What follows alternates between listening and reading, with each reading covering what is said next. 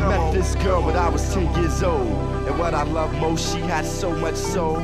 She was old school when I was just a shorty, never knew. Throughout my life she would be there for me on the regular. Not a church girl, she was secular, not about the money. Those studs was my checking her, but I respected her. She hit me in the heart. What is up, guys, and welcome to another episode of Maximilian Must Know. This is going to be my perfumer journal for November 2017.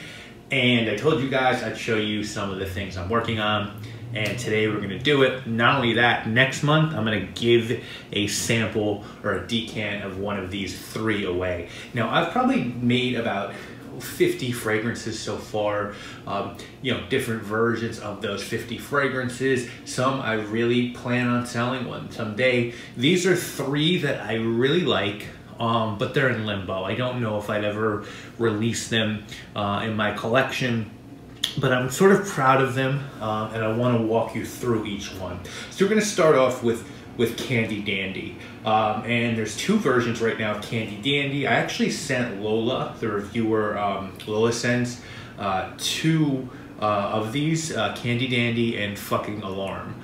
Which has now been retitled Fuck the Alarm. And her impressions, you can watch her video. She did a video on Candide. She really enjoyed Candide. Thought Fuck the Alarm was probably too loud for her and probably a little bit more masculine. And the last one we're going to talk about, Herb de Provence, is totally, no one has smelled that yet except for a few of my friends. So let's talk through Candide. There's 2 versions of Candide. I wanted to make a barbershop scent that was a little bit more gourmand than other barbershop scents that I've sort of smelled. So the first version, I started at the top with lavender, a pink head-to-coat version of lavender that Michaz Munyan sent me. She is a perfumer who has Michaz Perfumery, and she's also a judge at lavender sort of cup every year. People who grow their own lavender submit. So I used some of the lavender she sent me. I used some Star Anise essential oil that I got from John Steele. John Steele sells essential oils on Perfumer's Apprentice. They are unbelievable quality, as good as anything I've gotten from Eden Botanicals or White Lotus Aromatics. So some of his Star Anise essential oil. We have some Tuscanol at the top. Tuscanol is a watery anise-like aroma chemical from Givaudan. It's synthetic, obviously. Some fennel essential oil, that sweet fennel that Misha also sent me. Some synthetic bergamot and a sweet almond accord that I made. That's the top of Candide. The middle is just simply Hédion, which is sort of a very watery jasmine modifier. Cashmerin, which is a sort of woody ambery synthetic note, and Isoe Super. And then in the base, a simple amber accord of vanillin, benzoin, and labdanum, and then ambretolide, which is a white musk note, galbanum, and a secret fixative that shall remain nameless for now. So that's what Lola smelled. But I wanted to make it a little bit more nuanced, and so this is Candide 2 you see in front of you. For this one, I still use that same lavender at the top, but I used a lavender aldehyde as well, which is super powerful to really boost the lavender. I used that same sweet almond accord, and then I used an anisette accord that I created for another fragrance I'm making. Synthetic bergamot from Givaudan, real neroli essential oil, and then some natural raspberry from Robert Tett to give it a little bit of a sweet, fruity berry vibe. Middle, Isoe Super, Sylvamber, which is a dialed up version of Isoe Super, so it has more isomers in it, so it's a little bit stronger. And then again, Hédion, Cashmerin, and then a little bit of Nerlimbinol. Nerlimbinol is a synthetic note, which is sort of in a lot of Nascimato and Orto Parisi fragrances. And then in the base, I used that same amber accord, a tonalide instead of ambretolide. Tonalide is a very, very clean, sort of fruity musk. I used some synthetic oak moss from Givaudan, a little bit of coumarin for sweetness, some Tonka Absolute from White Lotus Aromatics, and that same fixative. Has about 24 materials in it. It's really, really, really nice. It's sort of a like sweet vanilla-y, fruity, licorice-like barbershop scent. So that's Candide. I'll tell you, by the way, how you can get a sample of one of these. The next one, Fuck the Alarm. This is my third version of this. The idea here was to do a coffee scent with booze and tobacco. So it's sort of like the alarm rings, well, fuck it, I'm right back into my life, drinking and smoking. I don't smoke anything, but I definitely enjoy wine now and then. So what's in fuck the alarm? So at the top we have natural espresso that I got from Perfumer's Apprentice. I got, there's an accord of chocolate, which is beautiful. It's from Perfumer Supply House. It smells like, to me, sort of like warm chocolate chip cookies. There's natural cocoa. There's coconut aldehyde, which gives it a little bit of a creamy lactonic sweetness. There's that same bitter almond accord that I really enjoy. There's cognac essential oil. There's fenugreek essential oil. Fenugreek is a beautiful maple syrup-like plant. There's Taggart essential oil, and there's natural bergamot. So that's sort of the top. Very, very sweet and gourmand, a little bit boozy from the cognac. In the middle, there is a cigar accord that I created for another fragrance that I'm working on. It's a very specific cigar accord. It's very sweet, aromatic, and spicy. There's ISOE Super, there's Nerlimbinol, and there is a special spice accord that I made of a bunch of sort of spice essential oils. So very spicy sort of tobacco-like mid. And then in the base, simply, there's myrrh resinoid in this. There's Embretolide, that same white musk I talked to you guys about. There's my soarwood, which is a synthetic version of my soar sandalwood. Firmenich makes that. There's oakwood CO2 extract. Oakwood CO2 extract's fantastic. It smells like almost like whiskey in a barrel. It's really gorgeous and sweet. And then there's labdanum. So about 30 materials there. It is a sweet, boozy, toasty, chocolatey, just coffee. It's just, I love it. It's probably my favorite of these three. I like all three of these for different reasons, but this one is this one's really good. I could definitely see selling this one day. And then the third one is called Herbe de Provence. I don't know why I called it that. Nothing in it is from Provence, but so for this one, I was heavily inspired by a fragrance called Piper Nigrum by Lorenzo Villarici, and that fragrance to me sort of feels like Piper Nigrum means black pepper, and there's definitely some pepper there, but to me it's much more about like an herb garden, and so I wanted to do something like that. I wanted to make this really dry and almost savory, and I think mission accomplished. So I'll tell you what's in this.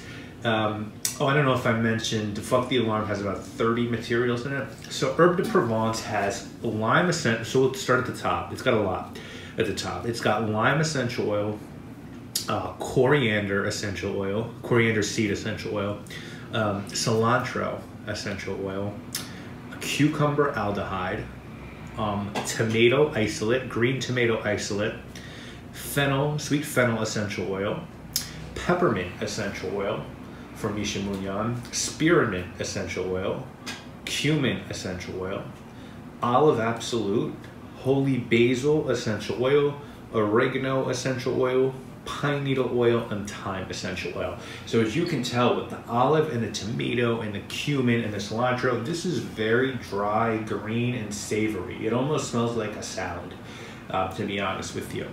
Now, I didn't want to make it too much like that. I wanted to give it some depth and a little bit of smokiness and sweetness too. So in the mid, what I did was I used this material called Bois de Landes, and Robert Tett makes that, and it's a natural material. It's a co-extraction of a French pine resinoid and Virginia cedarwood. So it's this mix of cedar and pine, and it's a little bit smoky. There's just a ton of depth to it because it's you know, the pine resinoid is very, very strong. It's this woody, sweet, smoky note, and it's fantastic. So we use that in the middle. I use some Canthoxyl, which is another sort of watery licorice note. IFF actually makes this one. It sort of smells like licorice water, if that makes sense. I used black pepper essential oil, very little, because it's an irritant and there's a strict strict regulation, EFA regulation on that. So just a little bit of black pepper essential oil, and then this fantastic cardamom essential oil that I also got from John Steele from Perfumer's Apprentice. You know, his essential oils are expensive, but I really love cardamom. I really love star anise. So if there's a note that I love and I plan on using it a lot, then I splurge a little bit and I pick it up from a John Steele or Eden Botanicals, or, you know, White Lotus Aromatics, somewhere there where they're just, the quality is just really unfuckable with. So then what did I put in the base of this? I put some blackwood. Firmenich makes blackwood. Some people compare it to oud. I think it just smells like dark woods, like really rich dark woods. Again, I wanted this base that would sort of stand up to this really aggressive green top. I wanted, you know, I didn't want a base that would be fleeting. So I went with some blackwood. I went with some amyris essential oil. A lot of people use amyris in fragrances. They don't want to use sandalwood. It's too costly. Amyris smells a lot like sandalwood, so you can sort of use amyris as a sandalwood modifier, combine amyris with, you know, sandalwood aroma chemicals. There's just a lot you can do with amyris, but I use some amyris essential oil. I use some Atlas cedar from Eden Botanicals. Virginia cedar or Texas cedar can smell like pencil shavings, whereas Atlas cedar sort of smells like warm skin. I used a combination of natural and synthetic oak moss. I used some really dark aged patchouli from Eden Botanicals. I used some galbanum, and I used an ingredient called RuboFix. RuboFix is from Firmenich. It is a very sharp green, zesty, slightly fruity note that is sort of a synthetic version of rhubarb, and this is really amazing fragrance. It's very daring. You have to be sort of bold to wear this one. The cumin definitely comes out. It's just green, it's a little bit smoky, it's zesty, it's woody. I think it's really unique. So these are the three I wanted to show you guys. Definitely cool to show you guys more in the future if you're interested. I think next month what I'm going to do in December is I'm going to do an unboxing. I'm getting some naturals from a new company called Liberty Natural, which a lot of people have talked about. The prices are a little bit cheaper than the other places I mentioned, but the quality supposedly stands up. So I'm going to show you guys some of the stuff I'm getting some really cool stuff from them. And what we'll do in December is I'll have you leave a comment on that video. I'll randomly pick one person, and that person will get to choose a 5 ml decant of one of these fragrances. I would love to get an impression from, maybe we'll pick 2 winners, or maybe even 3, but definitely someone's gonna win one of these. Get to try it out, and let me know what you think. All right, so thank you for watching. I hope people out there are enjoying this series.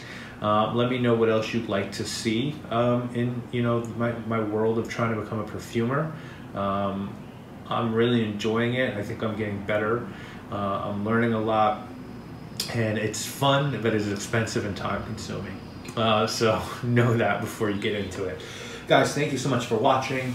Please leave a comment below. Let me know what you want to see, which one of these you'd be most excited to try. And I'll see you this weekend with the review, guys. My name is Maximilian. You act, yo, we gotta be the short shot. That's periodically I would see. Old girl at the club, sit at the house party. She didn't have a body, but she started getting thick quick. Did a couple of videos and became Afrocentric. Out goes the weed.